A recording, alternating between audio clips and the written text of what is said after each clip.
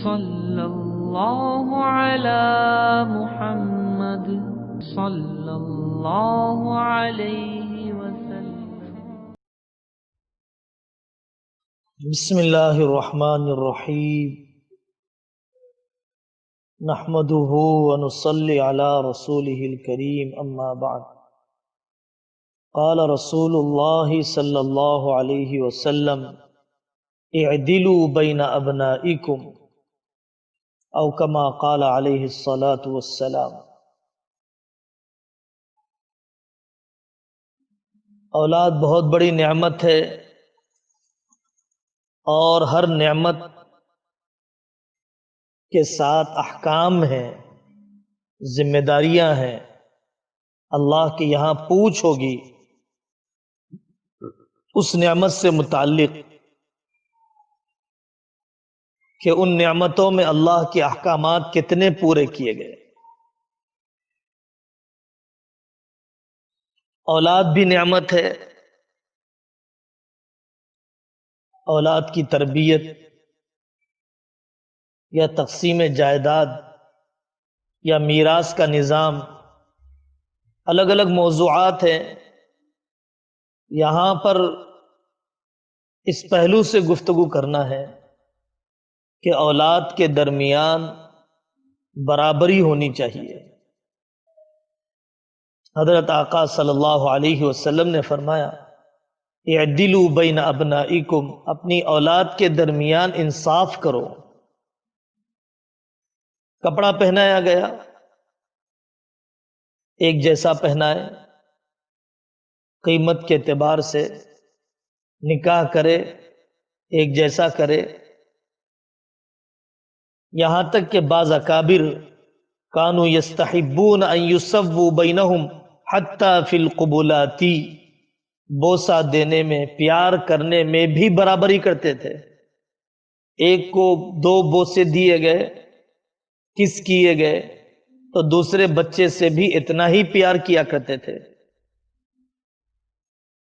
ایسا کرنے کی ہرگز اجازت نہیں ہے کہ ایک بچے سے تو کہا جائے کہ آپ میرے ہیں، لیکن دوسرے بچے کے ساتھ ایسی اپنائیت کا اظہار نہ کیا جائے۔ ایک بچے کو مہنگی تعلیم دی جائے، دوسرے بچے کو سستی تعلیم دی جائے، یا صلاحیت رکھنے کے باوجود اس کو تعلیم سے محروم رکھا جائے۔ حسد پیدا ہوگا، نفرتیں پنپنے لگیں گی، کینہ بڑھتا رہے گا۔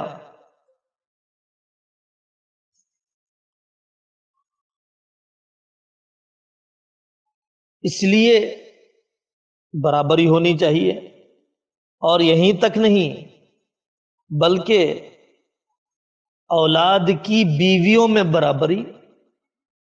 ایک بہو کے ساتھ جیسے برتاؤ کیا جا رہا ہے، دوسری بہو کے ساتھ بھی کھلانے پلانے پہنانے رکھنے میں بھی برابری کرنا چاہیے۔ ایسا نہیں ہونا چاہیے، یا خدمت لینے یا خدمت کرنے،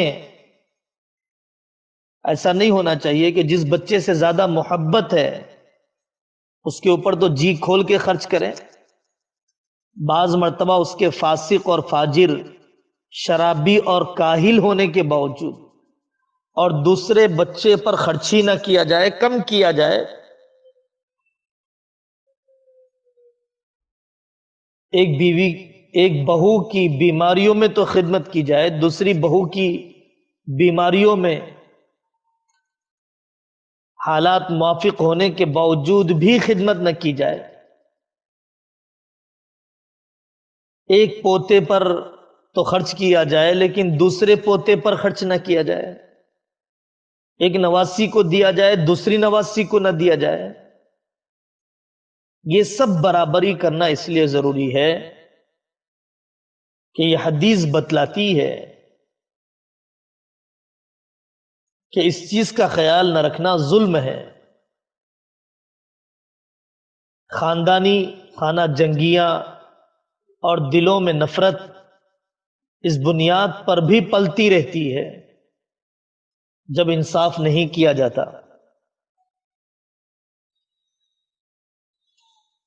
یہاں تک کہ جائیداد کی تقسیم میں اگر آدمی یہ مناسب سمجھتا ہو کہ بجائے میرے مرنے کے بعد تقسیم کرنے کے زندگی میں ہی میں تقسیم کر دوں،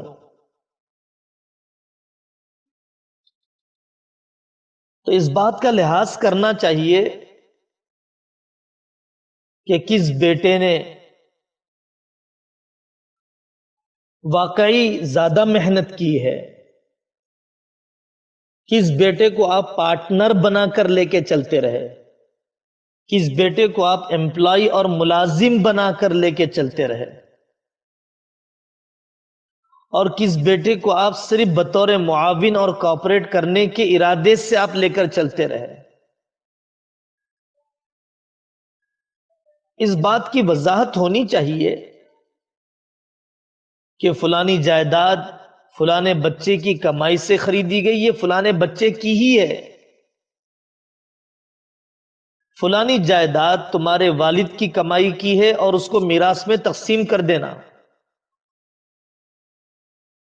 اس کی وضاحت رکھنی چاہیے۔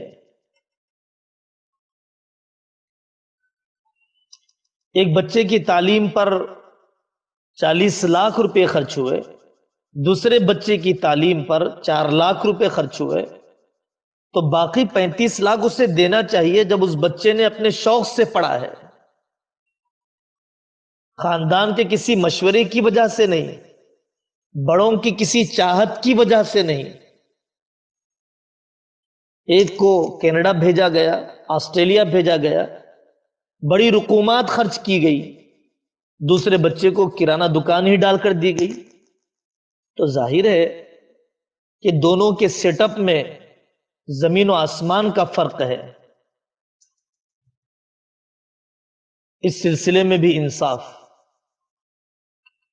جائیداد تقسیم ہو رہی ہے، زندگی میں سارے بیٹے اور بیٹیوں میں برابری کرنا احناف کے یہاں مستحب ہے، اور برابری نہ کرنا مکروہ تحریمی ہے۔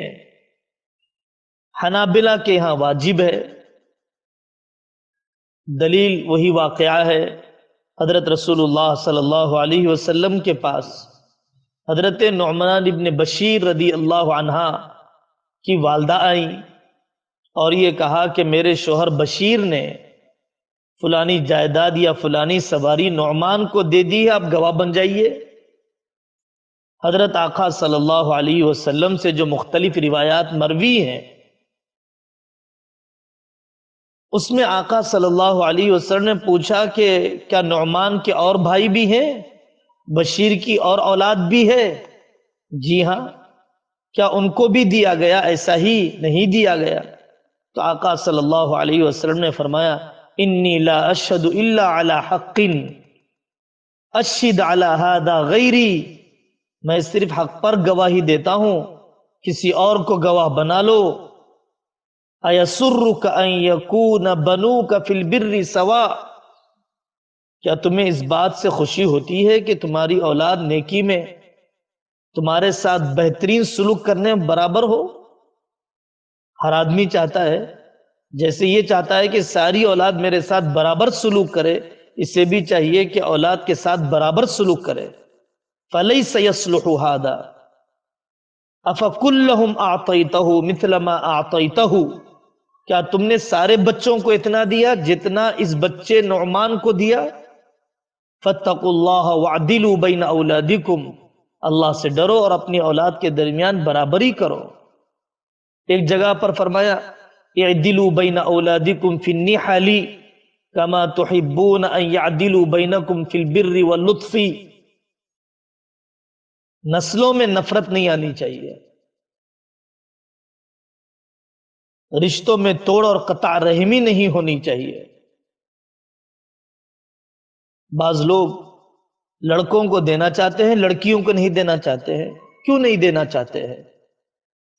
جب کمائی اور مال والد ہی کا ہے اور وہ زندگی میں تقسیم کرنا چاہتا ہے تو لڑکوں اور لڑکیوں کو برابر دینا چاہیے، اگرچہ نابرابری کرنے پر بھی ملکیت ثابت تو ہو جائے گی، لیکن اللہ کے یہاں ظالم ہی لکھا جائے گا۔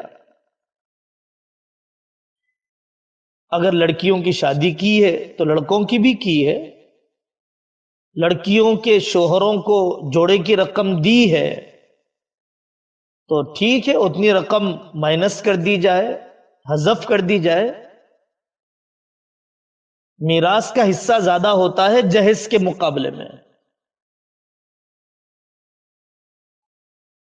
زندگی میں دی جانے والی ساری جائیداد کا حصہ زیادہ ہوتا ہے دیے جانے والی جوڑے کی رقم کے مقابلے میں۔ ایسا نہیں کرنا چاہیے کہ کمانے والے بچے کی دولت لے کر ناکارہ اولاد پر خرچ کر دی جائے۔ تربیت کے اعتبار سے بھی نقصان دہ ہے، اولاد کے درمیان بے انصافی بھی ہے۔ بھائی ہونے کے ناطے اسے چھوٹے بھائیوں پر خرچ کرنا چاہیے، بہن ہونے کے ناطے اس کے نکاح کا انتظام کرنا چاہیے اور اس میں حصہ لینا چاہیے، لیکن وضاحت ہو کہ بیٹا آپ اپنی طرف سے کتنا خرچ کر رہے ہیں، میری اپنی میراث میں سے میں آپ کو اتنا دینے کے لیے تیار ہوں۔ ہاں، فرق کیا جا سکتا ہے شادی شدہ بیٹے میں، غیر شادی شدہ بیٹے میں، کہ جب جائیداد تقسیم کی جا رہی ہو تو شادی شدہ کو کم دیا جائے اور غیر شادی شدہ کو شادی کے خرچ کا اضافہ دیا جائے۔